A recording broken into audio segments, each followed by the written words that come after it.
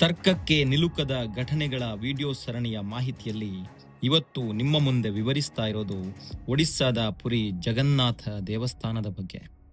ಅತಿರಥ ಮಹಾರಥರೆನಿಸಿಕೊಂಡಿರುವ ವಿಜ್ಞಾನಿಗಳೇ ಈ ಜಾಗದಲ್ಲಿ ವಿಜ್ಞಾನ ಅಂತ್ಯವಾಗಿದೆ ಎಂದು ಮಂಡಿಯೂರಿದ್ದಾರೆ.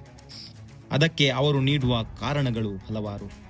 ಗಾಳಿಯ ವಿರುದ್ಧ ದಿಕ್ಕಿಗೆ ಹಾರುವ ದೇವಾಲಯದ ಗೋಪುರದ ಕಲಶದ ಮೇಲಿರುವ ಧ್ವಜ, ದೇವಾಲಯವನ್ನು ಯಾವ ದಿಕ್ಕಿನಿಂದಲೂ ನೋಡಿದಾಗಲೂ ನೋಡುಗರಿಗೆ ಅಭಿಮುಖವಾಗಿಯೇ ಕಾಣುವ ಲಾಂಛನ, ನೈವೇದ್ಯ ತಯಾರಿಸಲು ಒಂದರ ಮೇಲೆ ಒಂದರಂತೆ ಇಡುವ ಮಡಕೆಗಳಲ್ಲಿ ಮೊದಲನೆಯದಾಗಿ ಬೇಯುವ ಕಡೆಯ ಮಡಕೆಯ ಅನ್ನಪ್ರಸಾದ, ದೇವಾಲಯಕ್ಕೆ ಎಷ್ಟೇ ಭಕ್ತರು ಬಂದಾಗಲೂ ಪ್ರಸಾದ ಕಡಿಮೆಯೂ ಆಗದೆ ಹೆಚ್ಚೂ ಆಗದೆ ಇರುವುದು, ದೇವಾಲಯದ ಹೊರಗೆ ಭೋರ್ಗರೆದು ಕೇಳುವ ಸಮುದ್ರದ ಅಲೆಗಳ ಶಬ್ದ ದೇವಾಲಯ ಒಳಪ್ರವೇಶ ಮಾಡುತ್ತಿದ್ದಂತೆ ನಿಶ್ಶಬ್ದವಾಗುವ ಸಂಗತಿ, 12 ವರ್ಷಕ್ಕೊಮ್ಮೆ ಅಲ್ಲಿಯ ಅರ್ಚಕರು ಕಣ್ಣಿಗೆ ಬಟ್ಟೆ ಕಟ್ಟಿ ಬದಲಾಯಿಸಲಾಗುವ ದೇವರ ಆತ್ಮ, ದೇವಾಲಯದ ನೆರಳು ಯಾವುದೇ ಸಮಯದಲ್ಲೂ ಕಾಣದೇ ಇರುವುದು, ದೇವಾಲಯದ ಮೇಲೆ ಯಾವುದೇ ಪಕ್ಷಿ, ವಿಮಾನ, ಹೆಲಿಕಾಪ್ಟರ್ ಹಾರದೇ ಇರುವುದು.